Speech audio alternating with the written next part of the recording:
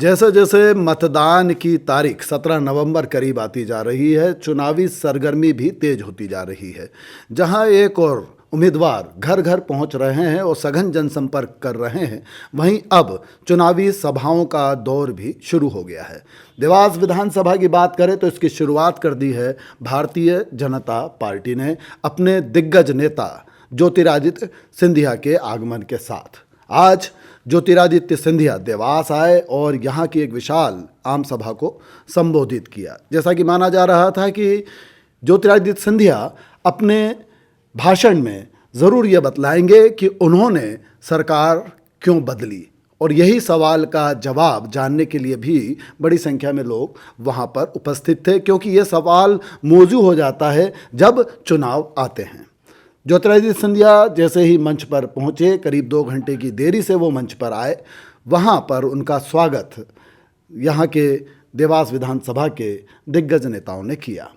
देवास विधायक गायत्रीराजे पवार ने उनका स्वागत किया और साथ ही उन्होंने अपने रिश्तों को भी यहाँ पर सामने जनता के रखा और देवास की विकास गाथा के नाम पर अपना उद्बोधन प्रस्तुत करते हुए अनेक उपलब्धियां जो उनके कार्यकाल की रहीं वो गिनाई, और साथ ही उन्होंने यह भी बताने से कोई गुरेज नहीं किया कि आज से 20 साल पहले मध्य प्रदेश की और देवास की हालत क्या थी। यहाँ के औद्योगिक क्षेत्र किस तरह से पानी के लिए तरस रहे थे, किस तरह से गड्ढों के चलते, इंफ्रास्ट्रक्चर में विकास ना होने के चलते औद्योगिक क्षेत्र पलायन कर रहे थे, और उसके बाद देवास की तस्वीर किस तरह से बदली है और यह निरंतर नया देवास आगे बनता चला जाएगा। एयरपोर्ट की तर्ज पर यहाँ पर अब बस स्टैंड का बनना यहाँ पर तय हो चुका है। नितिन गडकरी ने इसके लिए सहमति दे दी है।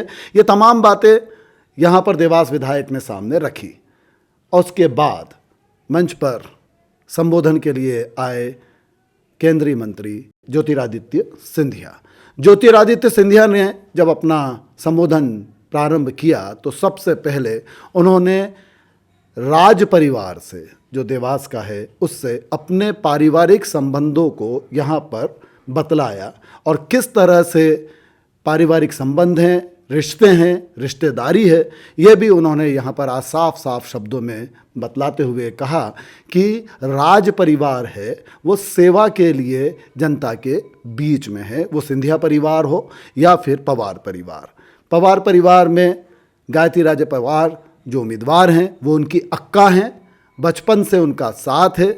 आज वो लाडली बहनों के बीच, जो कि शिवराज जी की लाडली बहनें हैं, उनके बीच अपनी लाडली बहन यानी कि गायत्रीराजे पवार के लिए यहाँ पर समर्थन मांग रहे हैं। ये तमाम बातें इस लिहाज से मायने रखती है क्योंकि जो विरोधी दल कांग्रेस से उम्मीदवार प्रदीप चौधरी हैं, उन्होंने राजा चाहिए या सेवक, सीधे सीधे ये बात सामने जनता के अपने प्रचार सामग्री के माध्यम से भी और स्वयं जो प्रेस कॉन्फ्रेंस कर रहे हैं उसके माध्यम से भी रखी है।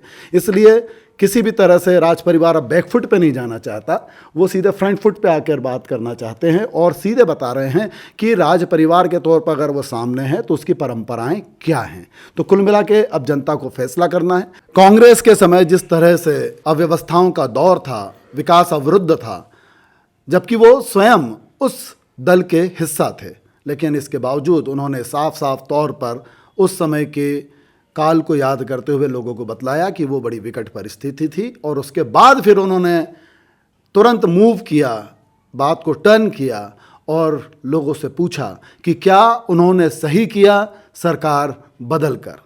और उन्होंने इस बात को साबित करने की कोशिश की कि उन्होंने जो सरकार बदली, कमलनाथ जी की सरकार जो थी, उसको बदलने के लिए वो मध्य प्रदेश के हित में ही सोच रहे थे और उन्होंने मध्य प्रदेश के हित को देखते हुए ही ये कदम उठाया। इस बात को बिंदुवार उन्होंने जनता के सामने रखा कि आखिर उन्होंने सरकार क्यों बदली, और उसके बाद लगातार हमले उन्होंने कमलनाथ और दिग्विजय सिंह पर किए। आइए देखते हैं और क्या कहा ज्योतिरादित्य सिंधिया ने और कैसा था माहौल उस समय मंच का। 5 मिनट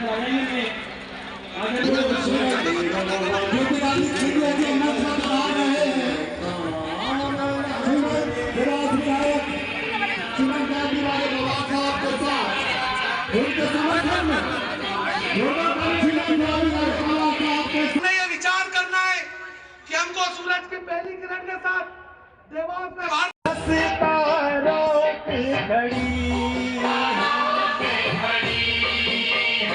मेरा जीवन बना के संग्राम में मेरे काम नाम रे सबसे बड़ा तेरा नाम और शेरोवाली चामुंडा मैया की, तुलजा भवानी की। बचपन में साथ खेला है, इस जोड़ी ने बचपन में साथ झगड़ा किया है। इस बचपन में इस जोड़ी ने पूरा बचपन एक साथ गुजारा है।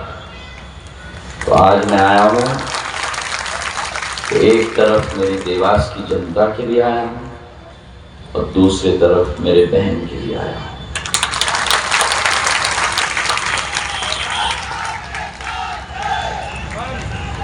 है बिना इंजन की सरकार, ये झूठ फूट और लूट की सरकार है। ये कहते हैं हमारे पास मोहब्बत का दुकान है। ये कहते हैं कि हमारे पास मोहब्बत का दुकान है, पर मेरे भाई और बहनों, इनके मोहब्बत के दुकान में नफरत का सामान है। जहां कमलनाथ जी ने अर्चना जी को कहा था तिजोरी खाली है बहना, बहना तिजोरी खाली है, वहां शिवराज जी ने कहा बहना तिजोरी तुम्हारी है। वायर देखो, चुनाव पूरा पीक पर है। क्या मानते हैं बीजेपी की स्थिति को? भारतीय जनता पार्टी प्रचंड बहुमत के साथ 5वीं बार मध्य प्रदेश में आपके आशीर्वाद और सत्ता के आशीर्वाद से सरकार। कुर्सी की लड़ाई आपने कहा कि दोनों जोड़ी कुर्सी का लड़ाई है। आप कह रहे हो कुर्सी की लड़ाई है दोनों जोड़ी के बीच, कुर्सी की, हाँ जोड़ी का। उनका मकसद ही कुर्सी, हमारा मकसद आपका विकास और आपकी प्रगति।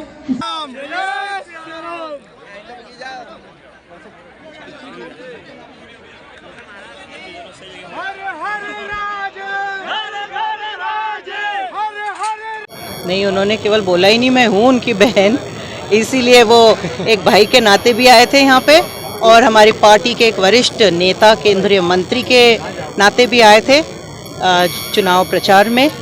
हमारी पार्टी कार्यकर्ता जनमानस को, देवास की जनता को मिलने के लिए आए थे। उन्होंने प्रचार प्रसार के माध्यम से आम सभा भी की और सभी को बहुत प्रेरित करके गए हैं। सभा में जो है उत्साह भी नजर आया और लोग काफी देर तक यहाँ पर जब वो आए और उनका उद्बोधन सुनने के बाद लोग भी, जो जनता है वो भी कहीं ना कहीं उत्साहित नजर आई। क्या कहना आपका चुनाव? जी, उनका व्यक्तित्व बहुत आकर्षित है, तो लोगों को बहुत अच्छे से बांधते हैं वो, और उन्होंने बहुत अपनी शैली में, उनकी एक बहुत व्यक्तिगत शैली है, उस शैली में लोगों से बातचीत की और लोगों ने बहुत उत्साह के साथ सुना भी उसे।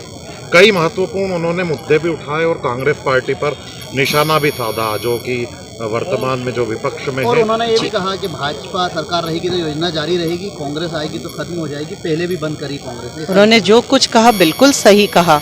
उन्होंने अपने एक्सपीरियंस से कहा, उनका बहुत लंबा राजनीतिक एक्सपीरियंस है, उसके बूते पे उन्होंने सारी बातें की। जी।